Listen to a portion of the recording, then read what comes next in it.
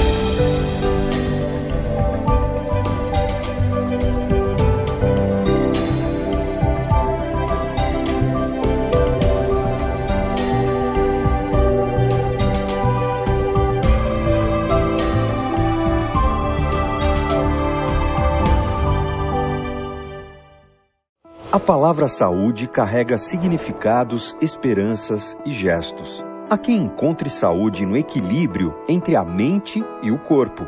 Outros a carregam no vocabulário, desejando a quem se quer bem. Somos a Rede Américas e fazemos parte do United Health Group, a maior e mais diversificada empresa do setor de saúde do mundo. Como referência em atendimento médico-hospitalar integrado, atuamos com excelência em diferentes especialidades e regiões do país. Para nós, a saúde também acontece nos bastidores, com melhorias na qualidade do atendimento, investimento em tecnologia e constante capacitação dos profissionais. A saúde é feita por pessoas para pessoas. Gente que olha nos olhos, que acolhe com cuidado humanizado. Gente que tem conhecimento, integridade e se dedica para transformar histórias. Onde tem Américas, tem saúde.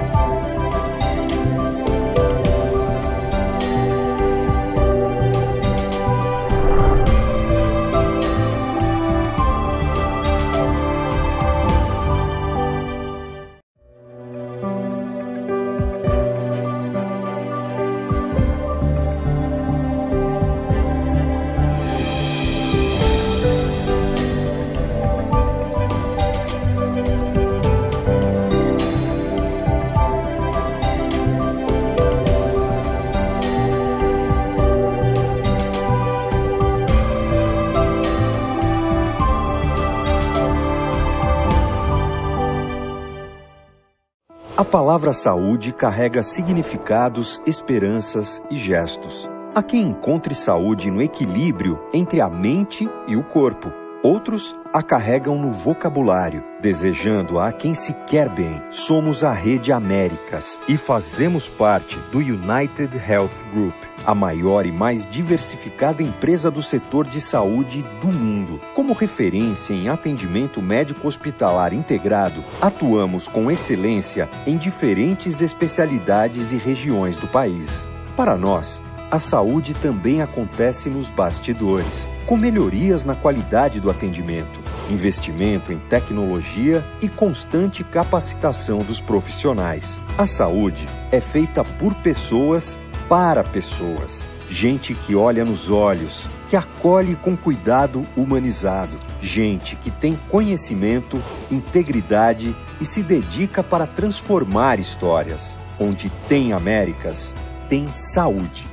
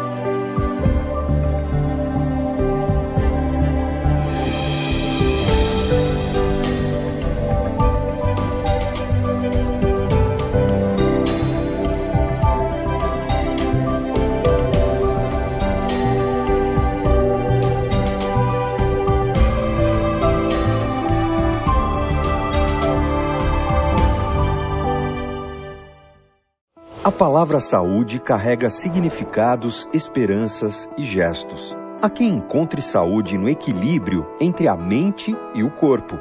Outros a carregam no vocabulário, desejando a quem se quer bem. Somos a Rede Américas e fazemos parte do United Health Group, a maior e mais diversificada empresa do setor de saúde do mundo. Como referência em atendimento médico-hospitalar integrado, atuamos com excelência em diferentes especialidades e regiões do país.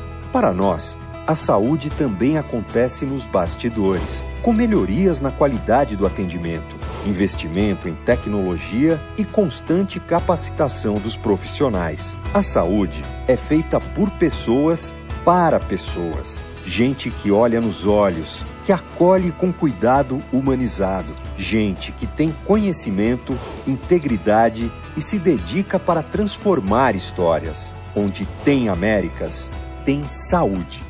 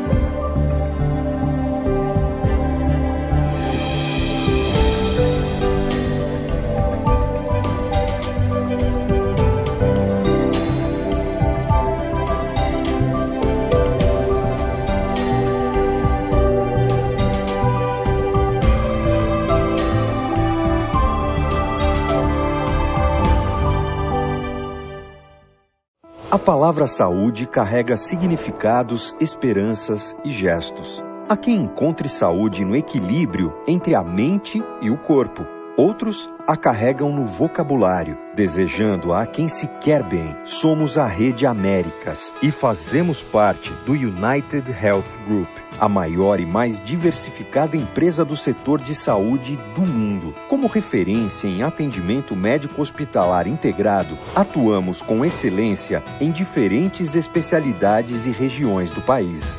Para nós, a saúde também acontece nos bastidores, com melhorias na qualidade do atendimento, investimento em tecnologia e constante capacitação dos profissionais. A saúde é feita por pessoas para pessoas. Gente que olha nos olhos, que acolhe com cuidado humanizado. Gente que tem conhecimento, integridade e se dedica para transformar histórias. Onde tem Américas, tem saúde.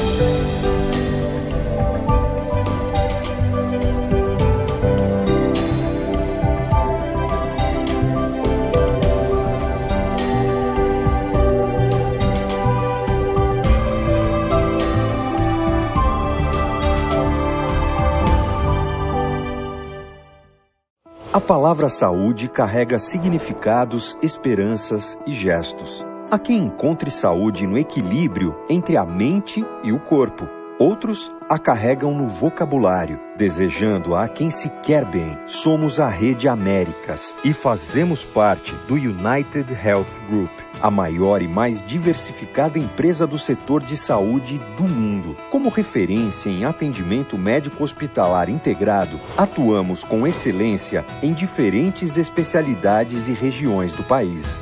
Para nós, a saúde também acontece nos bastidores, com melhorias na qualidade do atendimento, investimento em tecnologia e constante capacitação dos profissionais. A saúde é feita por pessoas para pessoas. Gente que olha nos olhos, que acolhe com cuidado humanizado. Gente que tem conhecimento, integridade e se dedica para transformar histórias. Onde tem Américas, tem saúde.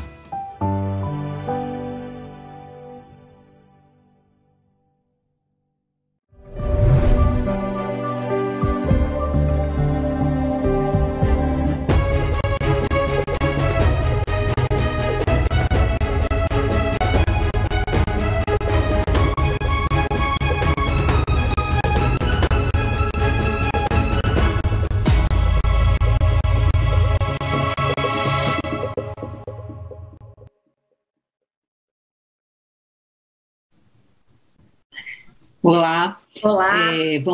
Boa tarde a todos novamente. Olá. Vamos começar, então, o nosso segundo bloco, né? Vamos falar, então, de novas tecnologias em radioterapia, né? E vamos chamar agora o Lucas Caio Mendes, que é radio-oncologista no London Health Sciences of professor de assistente do Departamento de Oncologia da Universidade em Londres, no Canadá, mestre em ciência pela Universidade em Toronto e é líder do grupo de radio-oncologistas de tumores geniturinários em Londres, no Health Science Center. Lucas, então a palavra está com você. Boa tarde a todos, imensamente ao convite. É um prazer poder estar compartilhando um pouquinho aqui do que eu faço no meu dia a dia. Agradeço ao Summit Internacional Américas pelo convite. Me foi dado 30 minutos para que eu possa falar um pouco sobre novas tecnologias em radioterapia no tratamento de tumores geniturinários. Deixa eu só olhar o relógio aqui para eu conseguir seguir direitinho o tempo. Então, basicamente, eu estarei falando nesses 30 minutos de 3 técnicas de tratamento, no qual tem despontado como técnicas de maior interesse no cenário de tumores geniturinários. A primeira delas é a SBRT de próstata, a segunda seria uma braquiterapia no resgate do tumor radiorecorrente na próstata e, por fim, SBRT em tumores renais. Eu não tenho nenhum conflito de interesse com essa apresentação. Então, como eu imagino que tenhamos uma audiência heterogênea, vale a pena começar com a definição de SBRT. Existem múltiplas definições na literatura. Uma das que eu gosto é a radioterapia estereotática corporal, no qual a radioterapia é depositada de maneira precisa, numa lesão extracranial bem definida, com o uso de altas taxas de dose de radiação, ou altas doses de radiação em números pequenos de fração. Qual o papel da SBRT ou dessa técnica a mais precisa de radioterapia no cenário do câncer de próstata localizado? Então, para falar um pouco disso, vou falar rapidamente da evolução da radioterapia no câncer de próstata. Inicialmente, tratávamos o câncer de próstata com doses mais intermediárias de radioterapia, porque baseávamos a localização da próstata apenas por o arcabouço ósseo, como podemos ver nessas figuras aqui. Com o uso e aquisição de imagens 3D, como mostrada na figura, conseguimos escalonar ou aumentar a dose de tratamento, mas essa técnica de tratamento ainda conformada não nos possibilitava fazer o que podemos fazer hoje em dia com a intensidade modulada da radiação, no qual podemos tratar o alvo e, ao mesmo tempo, alcançar uma maior preservação de dose aos órgãos-alvo adjacentes. Isso nos possibilitou um hipofracionamento, uma redução do número de frações, como mostrado, por exemplo, no CHIP Trial. Além da intensidade modulada, hoje em dia podemos, logo antes da deposição do tratamento, fazer o que chamamos de Combine CT, ou uma tomografia, para que possamos localizar o tumor ou a próstata logo antes de acionar o feixe de tratamento. Então, essa verificação 3D da anatomia pré-tratamento também foi bastante importante para que pudéssemos chegar onde estamos hoje em dia, que é o uso da SBRT de próstata, né?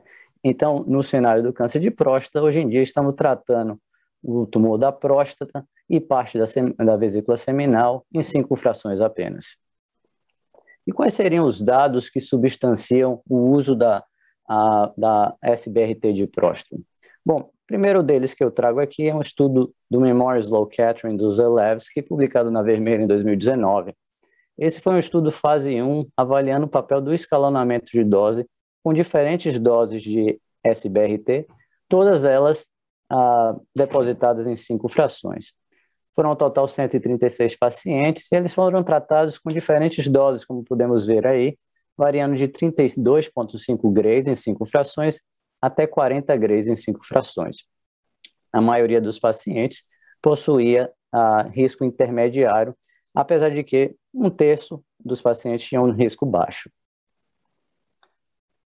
O que foi visto é que o escalonamento de dose ou o incremento de dose por fração se correlacionava de maneira inversa com o nadir do PSA, ou seja, em 3 anos, aqueles pacientes que tinham recebido mais dose de tratamento possuíam um PSA mais reduzido, como podemos ver, 40 grays, resultando um PSA de 0,29 versus 0,65. E por que isso é importante? Porque anteriormente, vários estudos tinham mostrado que o nadir do PSA correlacionava-se com o controle da doença no futuro. E de maneira ainda mais interessante, esses pacientes foram submetidos à biópsia de próstata, né, no segundo ano após o tratamento com SBRT, e o que foi visto é que aqueles pacientes recebendo 40 grays, só tinham menos de 10% dos pacientes tinham biópsia positiva, enquanto que quase 50% dos pacientes com um fracionamento menos ablativo. Mudando um pouquinho para novas evidências, evidências avaliando de maneira mais clínica o resultado associado a SBRT de próstata. Essa é uma publicação do grupo do Kishan, publicada no JAMA Open em 2018. E eu acho interessante porque é uma meta-análise utilizando apenas estudos prospectivos fase 2 com mais de 2.000 pacientes. Podemos ver aí os diferentes estudos, a maioria deles depositando ou oferecendo o tratamento em 4 a 5 frações, como destacado. E o que a gente pode ver na esquerda é que a recorrência bioquímica é baixa. Aqueles pacientes com risco intermediário favorável, recorrência bioquímica em 7 anos é de apenas 8,6%, com apenas 1,7% dos pacientes desenvolvendo metástase.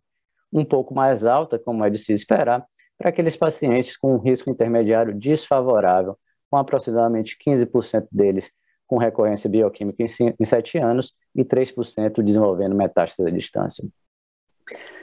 E esse benefício, esse controle oncológico veio às custas de muito pouca toxicidade. Como mostramos aí em destaque, como eu mostrei em destaque, a toxicidade tardia geniturinária ou gastrointestinal em 5, 7 e 10 anos ficou abaixo de 5% para ambos os domínios, geniturinários e gastrointestinal, indicando então uma boa tolerância do tratamento e ao mesmo tempo um controle bastante satisfatório. Mas obviamente que, a despeito de ser uma meta-análise de estudos fase 2, de braços individuais, não é um estudo fase 3 e não possui o mesmo nível de evidência. Então, para isso, o grupo nórdico publicou seus resultados referentes ao Hypo-RT-PC, o Windmark é o primeiro autor, foi publicado na Lancet em 2019. Esse é um estudo de não inferioridade tentando demonstrar que o hipofracionamento ou o ultra-hipofracionamento com 7 ou 5 frações, nesse caso 7 frações, seria equivalente a um tratamento convencional em 39 frações. A maioria dos pacientes tinham risco intermediário, e o que foi visto nesse estudo fase 3 de não inferioridade é que não havia diferença do ponto de vista de controle bioquímico ou de sobrevida livre de recorrência bioquímica em 5 anos, 84% dos 2 braços.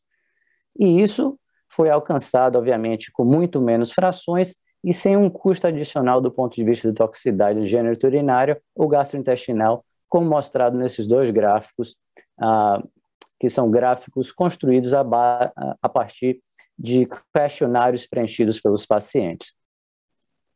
Atualmente temos um estudo em fase de amadurecimento, um estudo da Grã-Bretanha, o PACE-B, que já publicou seus resultados do ponto de vista de toxicidade aguda. Nesse estudo, pacientes foram tratados com o mesmo fracionamento convencional ao estudo anterior, só que aqui com 5 frações e não 7 frações. E o que foi visto do ponto de vista de toxicidade aguda é que não há diferença na intensidade da toxicidade, tanto gastrointestinal quanto geniturinário, para os 2 tipos de fracionamento. Isso aqui mostrando com relação ao EPIC Questionnaire, que é um questionário de Patient Reported Outcome, bastante comum de ser utilizado no cenário do câncer prostático, mostrando que não há diferença nos resultados reportados por paciente nos domínios de acometimento urinário ou intestinal. Por fim, terminando aqui o texto dessa aula que vou falar de SBRT de próstata, estudos de custo-utilidade têm demonstrado que o SBRT de próstata é certamente um tratamento mais custo-efetivo, mais custo-eficiente do que tratamentos mais convencionais de radioterapia externa, seja por radioterapia com dose convencional, 2 grays por dia, ou radioterapia com hipofracionamento moderado, tipo 3 grays por dia, como o CHIP trial mostrou. Quando comparado a outras técnicas de tratamento, como, por exemplo, aqui em amarelo, braquiterapia usada como monoterapia, ou em azul, braquiterapia de baixa taxa de dose, há uma inversão com relação à custo-efetividade, sendo o tratamento com SBRT mais custo-efetivo quando o sistema se dispõe a pagar mais de $10 mil para cada quali, como podemos ver no gráfico aí mostrado. Então, como conclusões em relação a SBRT de próstata, existe uma correlação importante entre dose e controle da doença. Isso é importante porque precisamos ofertar uma dose significativa e, ao mesmo tempo, isso pode levar a uma toxicidade significativa em reto e bexiga. Então, técnicas avançadas de radioterapia são necessárias, inclusive com o uso de fiduciais, na maioria das vezes. No contexto geral, o SBRT de próstata resulta em ótimas taxas de controle da doença, com baixa incidência de toxicidade grave, e essa toxicidade até então não parece diferir significativamente da toxicidade da radioterapia externa com fracionamento mais convencional. SBRT de próstata resulta em tratamento mais conveniente e é mais custo-eficiente que a radioterapia externa em pacientes com câncer de próstata risco baixo ou intermediário, e esse já é um modelo de tratamento em múltiplas instituições no mundo, inclusive aqui na instituição que eu trabalho. Mudando um pouquinho agora de assunto e falando agora de braquiterapia de resgate no cenário do câncer de próstata radiorecorrente. Sabemos que um percentual significativo dos pacientes vão recorrer com doença ou com falha bioquímica após tratamento com radioterapia, em torno de 20% a 50%, e aproximadamente, a depender da fonte que você veja, 2/3 desses pacientes possuem falha local. Obviamente, quanto mais você escalona a dose na próstata, no tratamento inicial, menor é a chance de recorrência local. Mas ainda assim, um percentual bastante considerável desses pacientes vão ter doença local na próstata. E o porquê isso é importante? Porque uma biópsia de próstata positiva foi correlacionada anteriormente com risco de metástase e morte. Então, o que acontece é que essa positividade da biópsia, esse câncer não controlado, ele começa a progredir e, a um certo ponto, ele metastatiza, e metástase é frequentemente correlacionado com evento de morte. Atualmente, possuímos, na maioria das instituições, acesso ao PSMA PET, ou PET scan por PSMA, que é uma técnica, ou uma tecnologia, melhor dizendo, que nos possibilita, que resulta numa acurácia de detecção do tumor muito mais elevada do que a cintilografia óssea ou a tomografia. Então, com o uso do PSMA PET, conseguimos, por exemplo, minorizar ou tentar excluir potenciais locais de metástase de distância e aumentar a chance de identificar aquele paciente com verdadeiramente uma recorrência local apenas. São esses pacientes que a gente quer tentar detectar para poder oferecer um tratamento de salvamento no cenário da doença radiorecorrente na próstata. São múltiplas as opções terapêuticas de resgate na recorrência local e não existe aqui necessariamente certo ou errado ou padrão ouro. Podemos lançar a mão de a prostatectomia radical, a ablação térmicas com HIFU ou crioterapia, TOLSA também, braquiterapia de baixa e alta taxa de dose, ou até mesmo, mais recentemente, SBRT de próstata. Mas o que temos que tentar encontrar é a terapia eficaz e com o perfil de toxicidade mais favorável. Para isso, trago aqui uma meta-análise bastante extensa, uma meta-análise publicada no European Urology em 2020, que é a Master Meta-Análise. Nessa meta-análise, os autores incluíram 150 estudos com mais de 11 mil pacientes.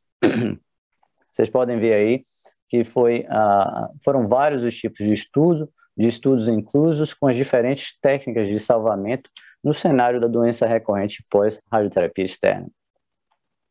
Há uma variedade, uma heterogeneidade no número de pacientes entre as diferentes técnicas terapêuticas e também um follow-up mediano diferente, com o menor deles sendo com SBRT e o maior deles com, provavelmente, a próstata, baixa taxa de dose de BRAC.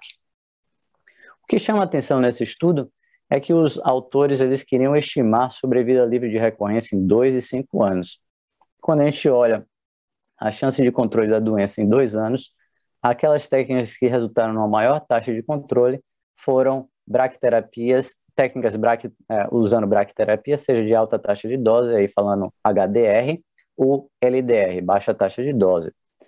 Não foram significativamente diferentes da prostatectomia radical, né? Não houve diferença estatística no que concerne a 2 anos, mas terapias usando a HIFU foram consideradas inferiores à prostatectomia radical, com apenas 52% dos pacientes com sobrevida livre de recorrência. Isso foi visto na análise de meta-regressão.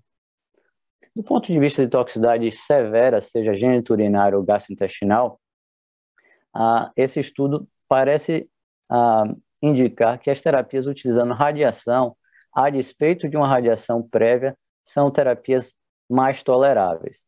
Então, mostra aqui, por exemplo, em destaque, que a toxicidade geniturinária grau 3 ou maior, com a braquiterapia de HDR, ou de alta taxa de dose, foi 9,6% e 9,1% com a LDR, o que é menos da metade quando comparado, por exemplo, à prostatectomia radical, considerado como referência aqui nesse estudo. Isso foi estatisticamente significante do ponto de vista de meta-regressão. Do ponto de vista de toxicidade gastrointestinal, a única terapêutica que houve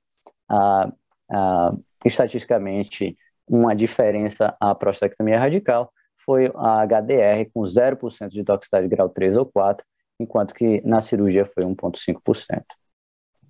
Então, a conclusão desse estudo é que o padrão de toxicidade geniturinário e gastrointestinal é mais favorável para a braquiterapia com HDR quando comparado, por exemplo, à prostatectomia radical. E quando falamos de braquiterapia no cenário do salvamento da doença radiorecorrente, vem à mente diferentes técnicas. Como mencionei, a gente pode utilizar sementes ofertando uma dose com baixa taxa, ou podemos utilizar HDR ou alta taxa de dose. Outra diferença significativa é podemos tratar a doença focalmente, como mostrado na figura D, por exemplo, simplesmente no nódulo recorrente, seja ele detectado por PSMA ou por ressonância magnética, ou podemos tratar a glândula toda, dando um boost simultâneo na região com a doença recorrente ou não. Do ponto de vista de séries prospectivas, não temos nenhum estudo comparativo fase 3. Os melhores estudos são todos braços únicos, fase 2, e aqui trago um estudo mais antigo, de 2014, do Memorial Sloan Kettering, avaliando uma técnica mais rudimentar naquela época, que era uma técnica com implante de braquiterapia, seguida de 4 frações de braquiterapia de alta taxa de dose em 30 horas. E digo mais rudimentar porque hoje em dia somos capazes de oferecer o tratamento no intraoperatório sem nenhum deslocamento das agulhas, né? E isso tem importância do ponto de vista de precisão da terapêutica. Então, o que esses investigadores encontraram foi uma taxa livre de falha bioquímica em 3 anos de 70%, com aproximadamente 10% dos pacientes, como tínhamos visto na Master Meta-Analysis, com a toxicidade grau 3, um paciente com incontinência, 3 com estenose de uretra, nenhum paciente com toxicidade gastrointestinal grau 3 ou maior. Quando olhamos a literatura para avaliarmos o papel da braquiterapia de baixa taxa de dose, temos um estudo ainda mais robusto, que é o RTOG 0526, um estudo norte-americano, envolvendo instituições aqui do Canadá e dos Estados Unidos, 92 homens tratados com a LDR, ou seja, a braquiterapia de baixa taxa de dose, seja com iodo ou com paládio, e a hipótese aqui era que a LDR resultaria em toxicidade aceitável. Quando eles avaliaram a sobrevida livre de recorrência, eles notaram que 61% dos pacientes não tinham sugestão de doença recorrente em 5 anos, sendo apenas recorrência local após a técnica de tratamento de 5% em 10 anos. A maioria dos pacientes que estavam recorrendo, eles estavam recorrendo à distância. E quando foi avaliada a toxicidade, grau 3 ou maior, sendo que não houve a toxicidade grau 4 ou grau 5, combinada geniturinário e gastrointestinal, 14% dos pacientes tiveram essa toxicidade no cenário da reirradiação, né? Então, como conclusão aqui desse segundo texto da aula, é que a taxa de sucesso do resgate da recorrência local relaciona-se muito com a seleção de pacientes. O PSMA-PET pode ajudar nesse sentido, mas também com a terapia ofertada. Como eu mencionei, múltiplas são as opções envolvendo diferentes terapêuticas e certamente braquiterapia. E do ponto de vista de braquiterapia, isso facilita a individualização terapêutica, porque a gente tem bastante versatilidade na técnica. A braquiterapia resulta em chance de resgate oncológico semelhante à da prostatectomia radical e talvez superior à ablação térmica, como sugerido na Master Meta-Analysis, e apresenta um perfil de toxicidade mais desejável. Por fim, protocolos de dessalmamento, incorporando terapias locais e sistêmicas, parece fazer sentido, visto que a maioria desses pacientes recorrem à distância. Por fim, eu vou mencionar um pouquinho de SBRT em carcinoma de células renais. Sabemos que o tratamento padrão ouro, indiscutivelmente, é o tratamento cirúrgico, seja o tratamento com remoção do rim por inteiro, ou seja por uma nefrectomia parcial. No entanto, nem todos os pacientes com carcinoma de células renais são candidatos à cirurgia, seja por um elevado risco cirúrgico, seja por múltiplas comorbidades, ou até mesmo porque o paciente não esteja interessado na cirurgia.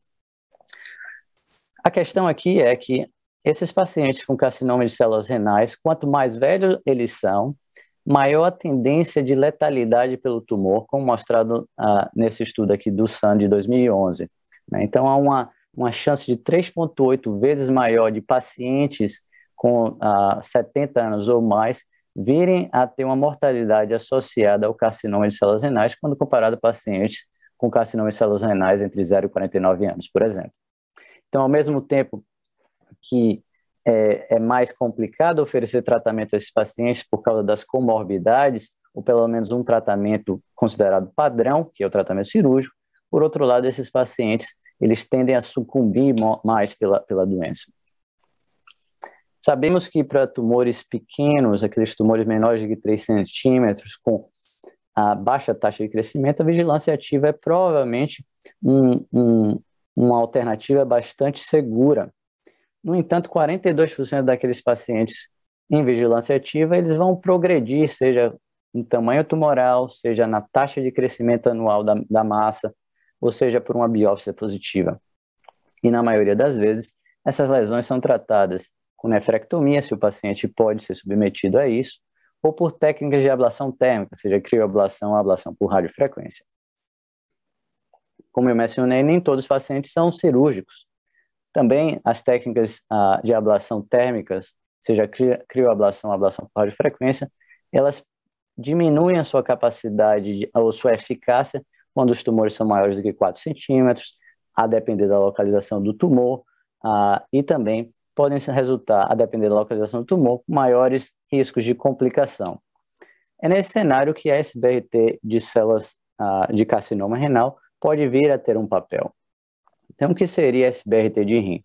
É uma radioterapia guiada por imagem, como havia mencionado.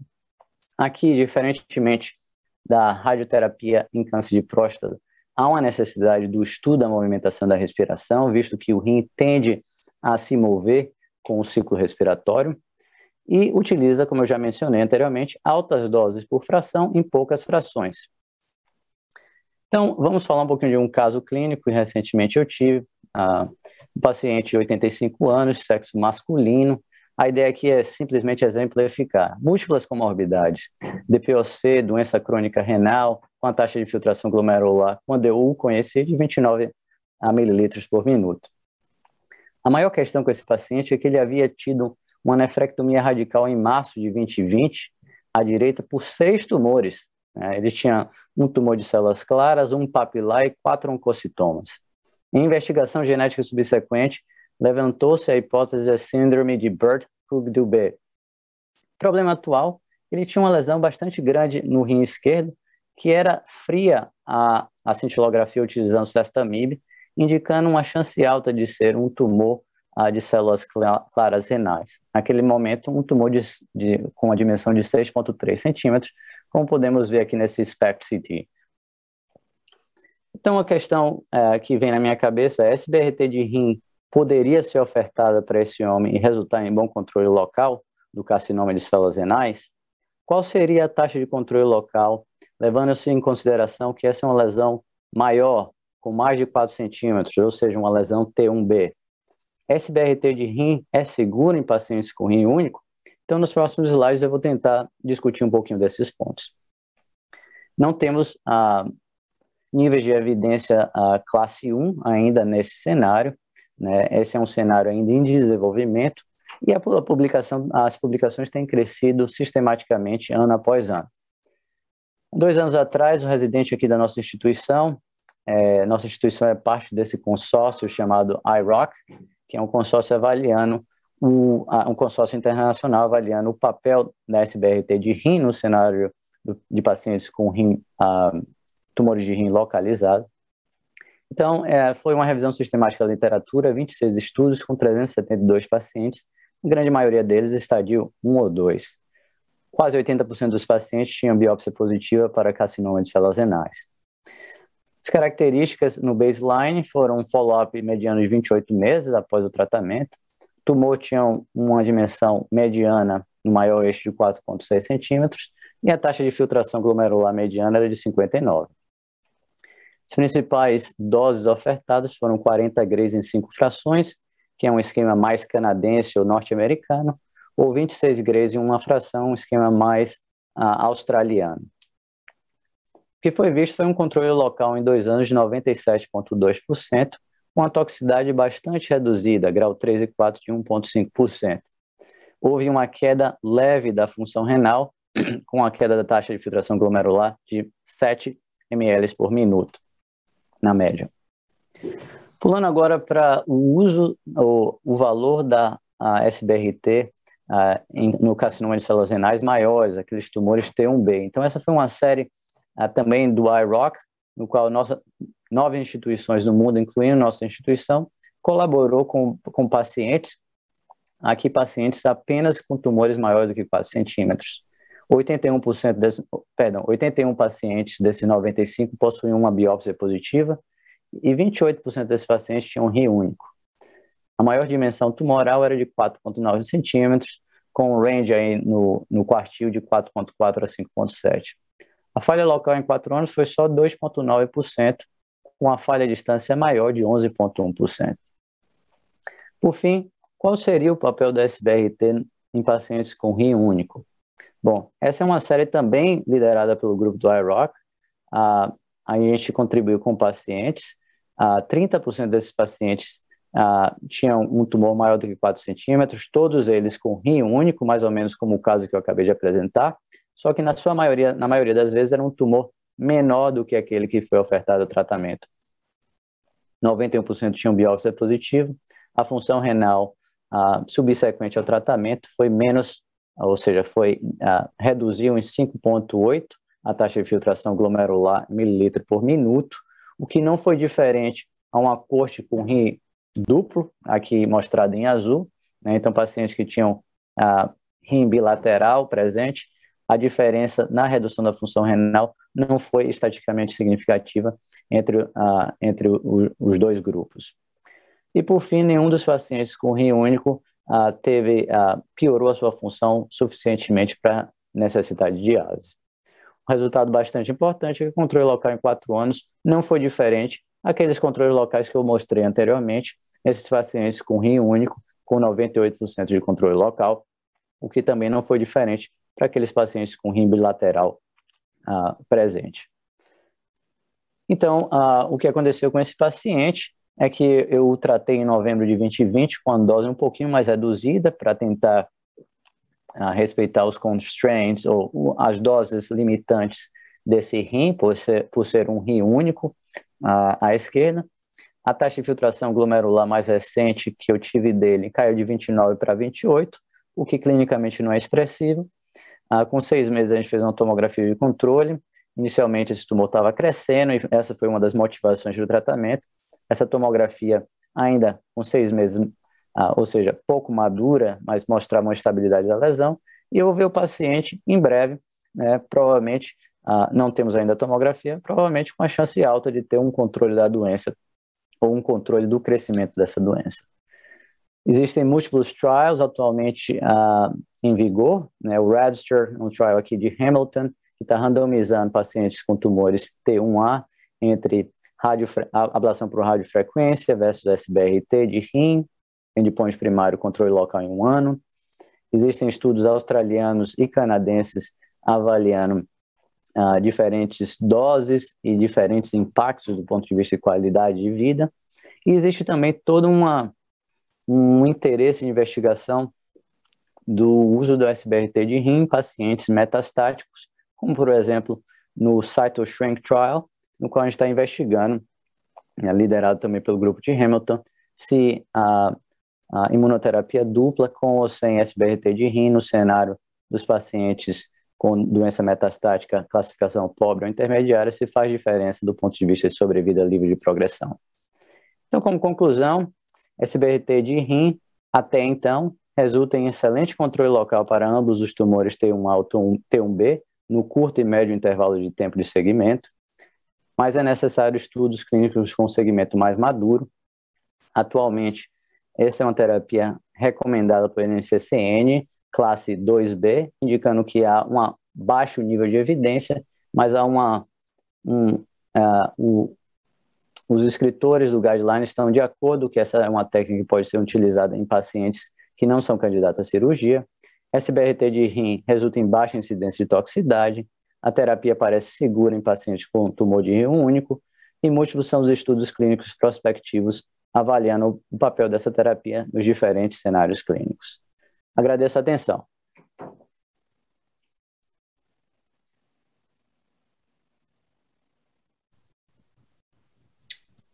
Excelente, Lucas, parabéns, muito obrigada. Então, dando sequência para o nosso módulo de novas tecnologias em radioterapia, eu vou chamar o Igor Migovski, que o Igor é radioterapeuta do grupo Américas Oncologia. Obrigada, Igor. E aí, no final da aula do Igor, então, nós discutimos com os painelistas. Bom, boa tarde a todos. Obrigado, Silvana, pelas palavras. Difícil um pouco falar depois do Lucas. Muito obrigado, Lucas, por aceitar o convite. Lucas é um dos grandes nomes da radioterapia da nova geração aí do Brasil, com sucesso no exterior. Falar um pouquinho da radioterapia nos tumores geniturinários, e aí já focando no que a gente faz na nossa clínica, né? Saindo um pouco da questão de artigo científico, vou citar um ou outro, mas focando no que a gente consegue fazer, baseado no que o Lucas conseguiu colocar muito, muito brilhantemente para a gente. Já foi apresentado, sou Igor Migovski, responsável técnico aqui pelo Serviço de Radioterapia do Americas Medical City, no Rio de Janeiro. Não tenho conflito de interesse para essa apresentação, a não ser de ser um apaixonado por radioterapia, e aí podem me condenar. Bom, o Lucas colocou muito bem a evolução da radioterapia, não vou me ater muito nisso, mas é importante sempre entender que a gente saiu de um cenário em que a gente tinha uma precisão e uma acurácia muito baixa, né, que é o cenário 2D. Então, quando eu comecei na radioterapia, 15 anos atrás, era isso que eu fazia para os meus pacientes, e a gente achava muito bom, né, quando a gente não tem saudade daquilo que não conhece, né? Então, quando a gente evolui, a gente não consegue mais voltar para trás, né? Hoje em dia, a gente trata na nossa clínica todos os pacientes com radioterapia de intensidade modulada. Esse não é um caso de geniturinário, só para ilustrar uma irradiação gástrica, mas só para entender que a gente pode tratar o mesmo doente com a mesma dose. Mas se você mudar a tecnologia, se você avançar nessa tecnologia, o desfecho vai ser diferente, a toxicidade vai ser diferente, e eventualmente a gente vai ter precisão e liberdade de ousar um pouco mais, ou seja, aumentar nossa dose, que a gente chama de escalonamento, que é o que a gente faz hoje em dia na SBRT. A nossa história começa em 2009, uma história muito, muito bacana. Um dos painelistas, o Dr. Márcio Reisner, estava aí nessa época, né? Não que ele seja mais velho, pelo contrário, que ele começou muito cedo na profissão, né? Mas em 2009 ele já estava aí no nosso grupo, ele vai falar um pouquinho desse início também para a gente. A gente traz uma máquina que foi destaque dentro do cenário do Rio de Janeiro, ou seja, elevou a radioterapia do Rio de Janeiro para um outro patamar, e era uma máquina também com destaque nacional da América Latina. E a partir daí começa a nossa história. Em 2015, já com a união com a OHG, a COI unindo-se com a OHG, a gente cria a Unidade das Américas, que é onde eu trabalho hoje em dia, tendo vários, vamos dizer, gadgets, né, vários dispositivos a nosso favor. Esse é o nosso avião, nossa espaçonave, né? O Rafael colocou muito bem a robótica, a gente já usa robô na radioterapia há bastante tempo, então esse é o nosso acelerador linear, é mais ou menos daqui do cabeçote que a gente faz a irradiação com fótons, a gente tem 2 energias de fótons, diversas energias de elétrons. Na saída do feixe, a gente tem o que a gente chama de colimador multifolhas ou multilipse, formar com precisões milimétricas o alvo desse tratamento. Essas lâminas conseguem se mexer durante a irradiação e é assim que a gente consegue, grosseiramente explicando, a modulação de dose, né? Além disso, a gente dispõe de mesa robótica. A mesa robótica ela dá vários graus de liberdade para a gente. Na verdade, a gente faz aquelas correções de translação que a gente já está acostumado a fazer nos aparelhos mais antigos e a gente consegue também corrigir erros de rotação, né? Ou seja, a gente acaba fazendo um tratamento muito mais preciso do que a gente faria sem essas capacidades. Além disso, a máquina tem à sua disposição braços robóticos, né, que conseguem fazer uma imagem em tempo real, na hora da aplicação, pouco antes da aplicação do doente, que é uma tomografia, que a gente vai chamar de Cone Beam KV, por ser de quilovoltagem, a qualidade de imagem é muito boa, e a gente consegue, eventualmente, localizar muito bem partes ósseas com certeza e também partes moles com uma acurácia muito grande. A gente consegue localizar o nosso alvo, nesse caso um câncer de próstata, e não só isso, consegue ver como vai o preparo do doente na sua repressão de bexiga, repressão de reto, e com isso a gente tem um tratamento mais acurado do que a gente tinha anteriormente. Além disso, a gente tem um dispositivo, que é o ultrassom transperineal, o CLADIS, que vai ser usado aí principalmente nos tratamentos hipofracionados do câncer de próstata, que conseguem não só dar a posição da próstata, mas seguir essa posição da próstata durante o feixe, que a gente chama de tracking, né, que permitem reduções de volumes irradiados e, com isso, mais precisão e menos toxicidade. Tá? De lá para cá, de 2009 para cá, a gente já tem mais de 12.500 casos tratados com intensidade modulada. Essa, certamente, eu não sei os dados de toda a América Latina, mas eu posso ousar em dizer que é um número bastante razoável em termos de experiência nessa técnica. Nós somos hoje centro de treinamento de 2 grandes empresas de radioterapia, né? Não estou fazendo propaganda nenhuma delas, não é a minha intenção, mas a gente tem cursos de treinamento de médicos, de físicos, de técnicos dessas 2 empresas, e hoje a gente conta também com uma residência médica em radioterapia no nosso hospital. Tá? Mas falar isso tudo é muito bonito, né? E qual seria o benefício? Alguém pode estar se perguntando, qual que é o benefício na prática, né? Porque eu achei muito bacana, Igor, o que você falou, mas qual que é o pulo, né, que vocês trazem com essa tecnologia na realidade do nosso doente? Eu sempre falo, brincando, né, que ter máquina não é tudo, eventualmente você tem que ter um bom piloto. A gente tem exemplos na medicina e fora dela, né, mostrando que essa combinação ela é fundamental para bons resultados, e eu acho que a nossa clínica tem essa combinação de máquina e piloto. Acho que talvez os pacientes que mais se beneficiaram do ponto de vista da uro-oncologia foi o paciente com câncer de próstata, né? Até porque a gente tem uma alta incidência desse câncer no Brasil. Dados de 2020 da estimativa anual do INCA dão conta de mais de 65 mil novos casos de câncer de próstata, ou seja, um número extremamente elevado. E por que a gente tem que falar disso? Porque a radioterapia é sabidamente, isso com décadas de aplicação, é sabidamente um tratamento seguro e eficaz, e até em estudo randomizado prospectivo como o PROTECT, a gente vê na população estudada, basicamente aí nesse caso risco intermediário e baixo, que o controle de doença é similar, não há diferença entre a prostatectomia e a cirurgia, né? E esse estudo também comparou uma modalidade de vigilância, que é o monitoramento ativo. A vantagem da rádio em relação à cirurgia, muito embora essa cirurgia não tenha sido robótica, né, antes que o Rafael fique bravo comigo, mas de toda forma a gente tem alguns scores de qualidade de vida que são bem superiores aos pacientes irradiados, principalmente scores de incontinência e scores de impotência, em que a cirurgia vai performar um pouco pior do que a gente. E quando a gente fala de custo-efetividade, eu acho interessante trazer esse resultado do próprio PROTECT, que é esse trial em inglês.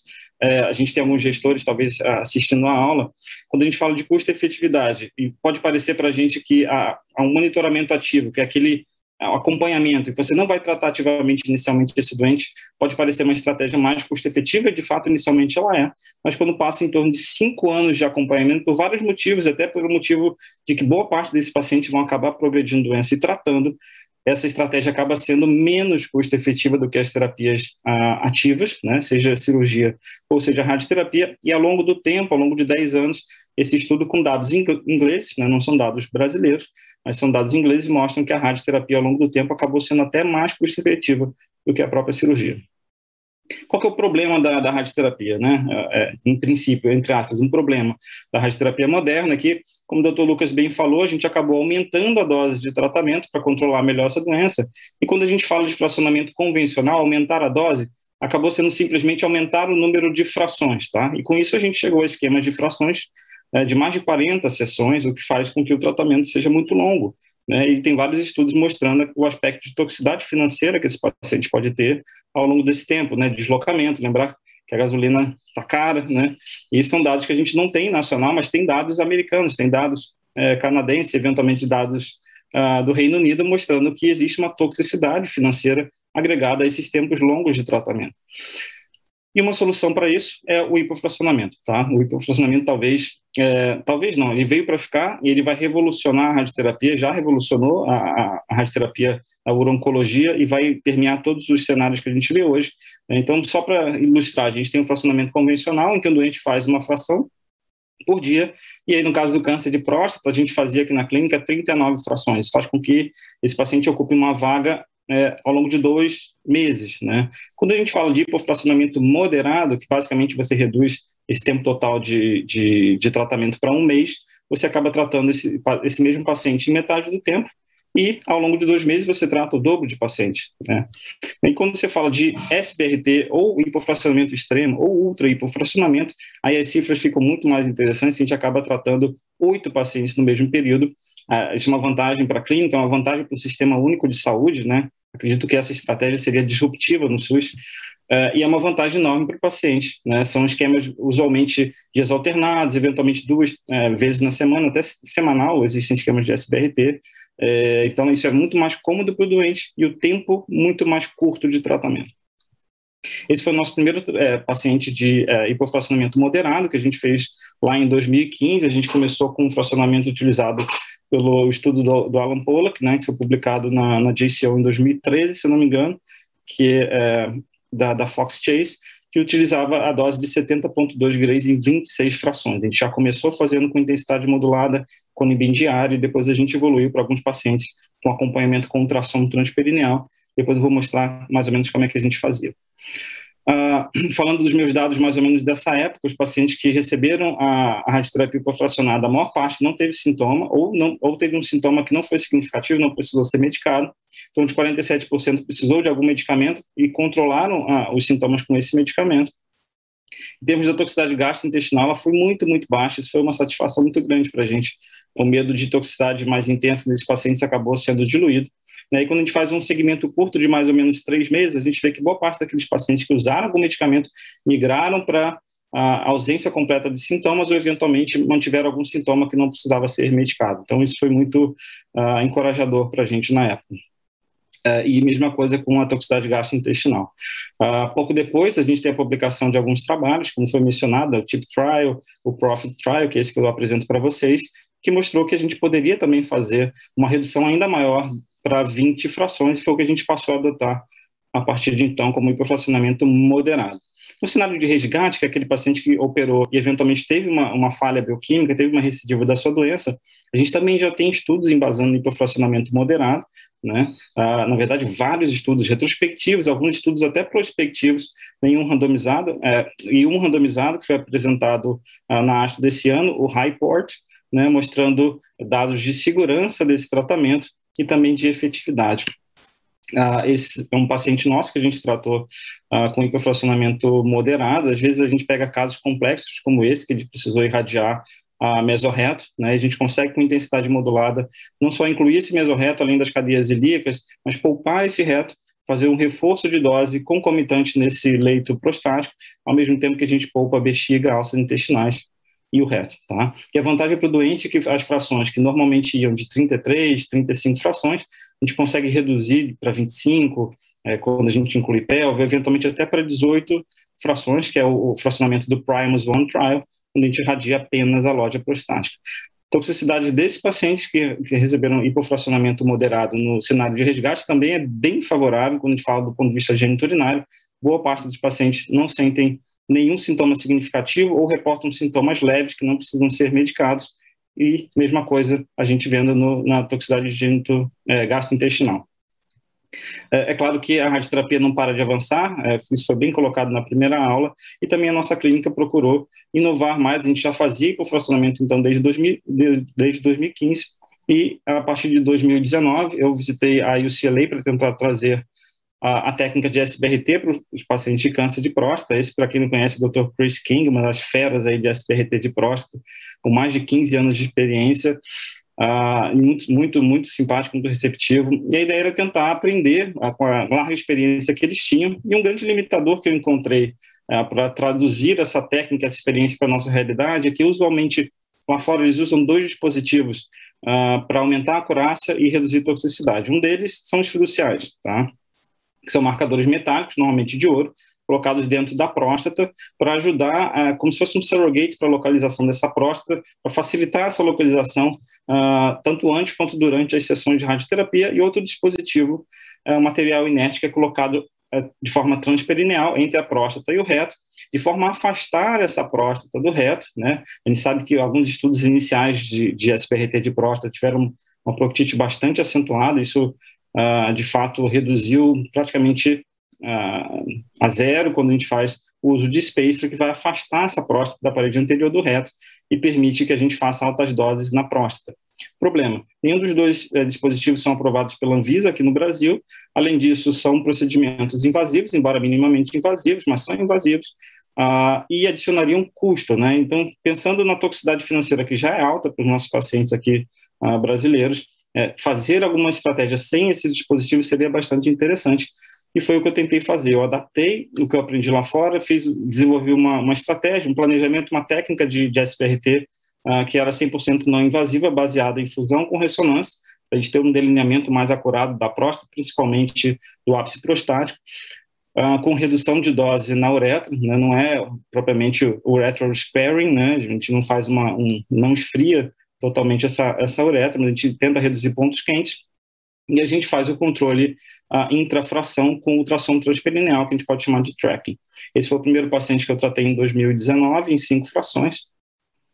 E mais ou menos como a gente faz, os pacientes são tratados no nosso VERSA HD, né? Todos eles recebem uma ressonância diagnóstica e a tomografia de planejamento, e também é adquirido na hora da tomografia uma imagem ultrassonográfica dessa próstata. Na hora da aplicação, a gente faz uma imagem, né, com aquela tomografia on-board que eu falei, que é o Cone-Beam KV. A gente localiza a próstata pelo Cone-Beam, vê preparo de bexiga, preparo de reto, e depois localiza a mesma imagem pelo ultrassom. A gente vai fundir essas 2 imagens, e no momento que o feixe começa a disparar, o ultrassom vai em tempo real dizer se a próstata está se mexendo ou não. E por que é importante ver o que acontece durante a radiação? Porque esse é um caso meu de SBRT de próstata, que a gente fez a localização pelo Cone-Beam, a próstata cravada, tudo certinho, preparo maravilhoso. A gente começa o feixe, e aí quando começa o feixe, em menos de 1 minuto de tratamento, eu chamo a atenção pelo tempo, porque muitos têm uma ideia de que quanto mais tempo a próstata se mexe, isso é verdade, mas eventualmente você tem movimentações muito grandes logo no início de tratamento, que foi exatamente esse paciente. O Clarity, o ultrassom, começava a mostrar que a próstata estava se deslocando de forma anterior, o feixe é desligado automaticamente, quando ele desloca mais de 3 milímetros, a gente refaz a imagem e, para nossa surpresa, o que a gente vê é que, de fato, o ultrassom estava certo, né? O paciente que estava com um preparo bacana desce um gás para uma bolha de gás para uma ampola retal que desloca essa próstata anteriormente. Se a gente não tivesse parado esse tratamento, lembrando que é uma dose bem intensa, né? A gente teria irradiado boa parte da parede anterior do reto, a parte anterior da próstata receberia pouca dose, isso seria subdosado, e lembrando que um tratamento de 5 frações, se você perde uma, você perde 1/5 desse tratamento. Então é muito importante, com margens pequenas, que você tenha uma certeza de onde está a sua próstata durante a aplicação. É isso que a gente tenta fazer. A despeito de, eventualmente, efeitos colaterais um pouco mais precoces no SBRT, quando a gente faz um segmento de mais ou menos 3 meses dos nossos primeiros pacientes, a gente já tem mais de 50 pacientes tratados com essa estratégia, a gente vê que a toxicidade ela é muito baixa num segmento curto, a maior parte dos pacientes evoluindo para quase nenhum sintoma de ânimo urinário, e também gastrointestinal, que foi um alívio muito grande saber que a gente está induzindo pouca toxicidade tardia para esse paciente. O SBRT de próstata também pode ser utilizado em várias outras situações, como falhas nodais, reirradiações. Esse é um caso meu de uma reirradiação isolada de um linfonodo pélvico, um paciente que já tinha irradiado a pelve anteriormente, por linfonodos suspeitos, ele progride no linfonodo único pélvico visto pelo PET de PSMA, a gente faz uma fusão de imagem, trata esse paciente em 5 frações, ele está em controle até hoje, sem toxicidade importante, paciente idoso, com várias comorbidades, e tolerou super bem o tratamento. Esse é um caso também bastante desafiador, paciente que já tinha irradiado a leito prostático, ele falha no linfonodo mesorretal, de forma única, isolada, confirmado por ressonância e PET, e a gente faz uma reirradiação também com excelente tolerância. Esse é um paciente que eu vou irradiar agora, né? É uma recidiva tardia, o paciente já tinha irradiado há mais de 6, 7 anos, se eu não me engano, ele faz uma recidiva quase que excêntrica ali do ápice prostático, extravasada, e também confirmado por ressonância e por PET, e está em avaliação de reirradiação. Esse é um caso meu também, que eu irradiei a loja em 2013 e 2014, ele progrediu PSA, PET e PSMA confirmou uma falha local, sem doença fora dali, e vai receber reirradiação também. No futuro, que eu espero que não seja um futuro tão distante, a gente está conduzindo um estudo observacional, né, com coleta prospectiva de dados, comparando segurança de SBRT e fracionamento moderado, fracionamento convencional, que aliás é o meu projeto de mestrado em ATS, avaliação de tecnologia em saúde, e a gente espera ter esses resultados em breve. A gente sabe que a tecnologia não para no câncer de próstata, a gente está evoluindo também para o paciente com câncer de bexiga, né? Dados desse ano, publicados na Lancet Oncology, dão conta que o hipofracionamento moderado no câncer de bexiga, ou seja, apenas 20 frações, ele pode eventualmente contribuir com melhor controle local regional do que o fracionamento convencional em 32 frações, sem aumento de toxicidade, que era um medo grande que a gente tinha nesse cenário, normalmente pacientes mais idosos, com PS mais comprometido, e isso não se revelou verdadeiro, ou seja, os pacientes tinham melhor controle local sem piora dos efeitos colaterais. Tá? E a gente tem estudos, esse publicado no Jornal Vermelho esse ano, mostrando que até um hipofracionamento mais intenso de apenas 6 frações pode ser dispensado para esses pacientes com bom controle local. Esse trial utilizou apenas uma fração por semana, eu uso muito esse fracionamento em 2, eventualmente 3 frações por semana, e é muito cômodo para pacientes eventualmente paliativos que estão internados, cadeirantes, né, que não podem se deslocar com facilidade, e a gente consegue fazer um tratamento que tem uma boa taxa de controle local, com grande comodidade para o paciente. Esse é o paciente meu, já terminando a aula, paciente de câncer de bexiga, né, com lesão de parede posterior de bexiga, que a gente fez um hipofracionamento, né, após a RTU, ele fez apenas 20 frações, terminou no final do ano passado e está em controle conosco até hoje. Tá? E aí, como o Dr. Lucas bem colocou, o SBRT em tumor primário renal é uma nova indicação. A gente basicamente reservava a radioterapia para o cenário paliativo, ou seja, de metástase óssea, e a gente evoluiu para terapias mais intensas, como SBRT de osso, eventualmente SBRT de metástases pulmonares, ou radiocirurgia para lesões intracranianas, e hoje a gente tem um SBRT da própria lesão primária renal. A gente tem alguns dados retrospectivos mostrando que se a gente faz a dose adequada, né, ou seja, se a gente faz de fato um SBRT, a gente pode ter um controle local e sobrevida que é muito semelhante a terapias de radiologia intervencionistas, muito embora seja importante falar que a terapia padrão é a cirurgia, mas eventualmente a gente vai encontrar pacientes como esse, que eu irradiei no ano passado, 2019, 2019 para 2020, acho que foi início do ano passado, um paciente que já tinha tido um câncer renal à esquerda, fez a nefrectomia e desenvolveu mais 3 outros nódulos no rim único, que eu fiz o SBRT para ele, né? E ele manteve, pelo menos no follow-up que eu tive, um controle adequado das lesões, sem uma piora importante da função renal. E esse é um caso que eu vou irradiar agora, um paciente que eu já tinha irradiado com câncer de próstata, de alto risco, estava em controle, a gente fez um diagnóstico no segundo primário renal, ele foi para avaliação cirúrgica, ele não tinha condições de fazer condições financeiras de fazer a cirurgia robótica, paciente obeso mórbido, hipertenso, diabético, e também não foi elegível para cirurgia aberta. Ele fez uma ablação por medicina intervencionista, essa é a área ablada, e ele teve uma recidiva cranial, essa área de ablação, que é o que a gente vai irradiar agora. Esse é o planejamento dele em apenas 5 frações, né? E eu espero que a gente tenha um bom controle local para esse paciente. Bom, obrigado pela atenção de todos.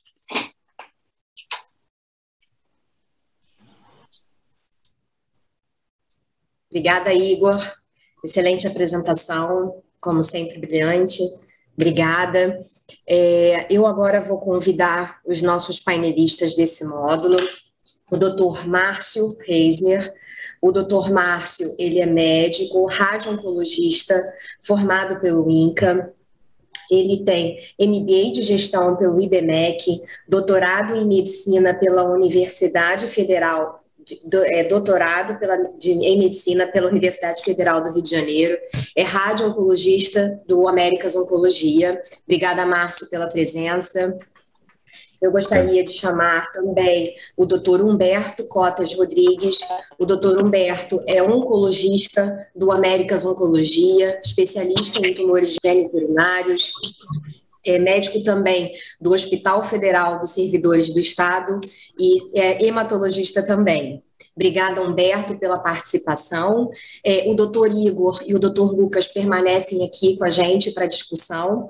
E aí eu queria começar com o doutor Márcio, queria que ele comentasse as duas aulas, trouxesse as opiniões dele, dividisse com a gente aí mais uma informação adicional, enfim, ou fizesse alguma pergunta para os nossos palestrantes. Por favor, fiquem à vontade. Márcio. Muito obrigado. Olha, antes de tudo, é um prazer, né, assistir essas duas brilhantes aulas, doutor Igor, né, doutor Lucas. Realmente são dois expoentes da nova geração da radioterapia, Lucas lá em Ontário, no Canadá, Igor aqui próximo, aqui na Barra da Tijuca, né? Mas, como você falou, né, a radioterapia ela veio de forma muito grande. Eu lembro quando a gente começou, você mesmo mostrou aquela foto em 2009, o primeiro aparelho de MRT do Brasil, que era um aparelho ainda que hoje seria um aparelho já totalmente ultrapassado. Nós começando o início ainda de um IMRT com imagens com Conibin MV, que eram imagens que você tinha muita dificuldade de avaliar na hora para saber se o alvo estava no lugar. E pensar que isso foi em 2009 e o que a gente faz hoje já é totalmente diferente, muito diferente do que a gente fez em 2009. A gente não está falando nem da década de 90. Né? Eu tenho algumas perguntas aqui interessantes, perguntas até objetivas. Eu tenho certeza que tem alguns outros colegas radio-oncologistas que estão assistindo essas palestras e têm algumas dúvidas, então pensei aqui em trazer. Né? A primeira coisa, né, eu acho que a gente tem uma dúvida grande que acontece, é a questão do tratamento dos linfonodos de forma eletiva no paciente alto risco. Né? Então, inicialmente, teve aquele trabalho do Dr. Mark Roach, que ele foi positivo, que mostrou que você teria no paciente alto risco, quando você utiliza os nomogramas, né, um valor maior do que 15% na época, o benefício de você fazer a radioterapia eletiva. Depois a atualização desse trabalho foi negativa, depois apareceu um trabalho francês que foi negativo, e aí, não, mas ele foi negativo porque o limite superior era muito baixo, ele deveria ter ido até L4, L5, talvez tenha sido o motivo. E agora apareceu um trabalho indiano, né, que é o POP-RT, que ele mostra um benefício numa população extremamente selecionada. Então, ele fazia essa radioterapia eletiva nos linfonodos, em quem tinha, pelo menos ali no nomograma, mais de 20% de chance, ao contrário dos 15%. E ele, na média, aqueles pacientes, eles tiveram no seu nomograma uma média de 38% de risco de acometimento. Então, eu pergunto na prática diária, quer dizer, de vocês, né, quanto que vocês realmente fazem a radioterapia eletiva nodal no paciente alto risco? E se fariam fora de protocolo a SBRT, né, que a gente sabe também que existem trabalhos e até alguns centros que fazem também um esquema quando tratam as cadeias nodais, fazendo a dose de 40 grays em 5 frações na próstata e dose de 25 grays em 5 nos linfonodos. Então, na prática de vocês, como vocês manejariam esse paciente que chama de high risk? Né? Gostaria da opinião do Lucas e do Igor. Opa, Márcio, obrigado. Sem dúvida alguma, alô? É uma questão bastante pertinente e algo que eu vejo frequentemente na minha prática clínica. Como você mesmo mencionou, existe um histórico de diferentes trials clínicos. A gente não tem ainda uma resposta definitiva até a publicação do RTOG 0924, que é um estudo maior também encabeçado pelo Mark Roach. Na minha visão, pacientes não precisam ser necessariamente alto risco ou muito alto risco, até mesmo pacientes com risco desfavorável, mas quando você coloca no normograma que possui um risco muito alto de linfonodo envolvido, possivelmente você pode ofertar a radioterapia pélvica para esses pacientes. É algo claro do benefício desse tipo de tratamento? Não, não é algo claro, visto que ainda não temos resultados desse estudo fase 3 que eu acabei de mencionar, mas como você mesmo mencionou, o POP-RT, em especial para aqueles pacientes com mais alto risco de linfonodo envolvido, foi visto um benefício. Na minha prática diária, até mesmo a parte de um estudo clínico que eu tenho oferecido radioterapia pélvica para os pacientes que possuem mais alto risco de linfonodo envolvido, até porque a gente utiliza hoje em dia, como o Igor mesmo mencionou, uma técnica modulada, no qual a toxicidade em si ela é maior do que a toxicidade só do tratamento da próstata, mas não uma toxicidade bastante exacerbada. Do ponto de vista de hipofracionamento radical, eu desaconselho que isso seja feito ainda fora de estudo clínico. Aqui, juntamente com o Sunnybrook e diferentes instituições de Ontário, a gente tem liderado estudos clínicos como, por exemplo, o Saturn ou então o Five Star, que eles estão numa fase de amadurecimento e estão avaliando se é uma técnica segura a longo prazo tratar com 25 Grays em 5 frações as drenagens pélvicas com um busto integrado próstata e base da vesícula seminal. É algo que vai aparecer provavelmente nos próximos anos, em especial se a gente conseguir fazer um estudo clínico que está em fase de amadurecimento, que vai ser chamado SBRT, Ascend SBRT, que é uma comparação dessa técnica de tratamento com SBRT para a próstata e um hipofracionamento em 5 frações para a pelve versus braquiterapia como o Bush, que é considerado aqui no Canadá como padrão ouro. Só lembrando, o Ascend Trial, né, foi publicado no Canadá, que foi aquele trabalho que mostrou, né, o benefício de você fazer o Bush, né, com braquiterapia, né, principalmente os pacientes com intermediário desfavorável, alto risco, né? Então seria muito interessante fazer realmente essa comparação, né? Igor, o que você pensa a respeito disso? Humberto, queria ouvir seus comentários, a gente já está com o tempo praticamente encerrado, então queria ouvir as suas opiniões aí sobre as aulas. Tá.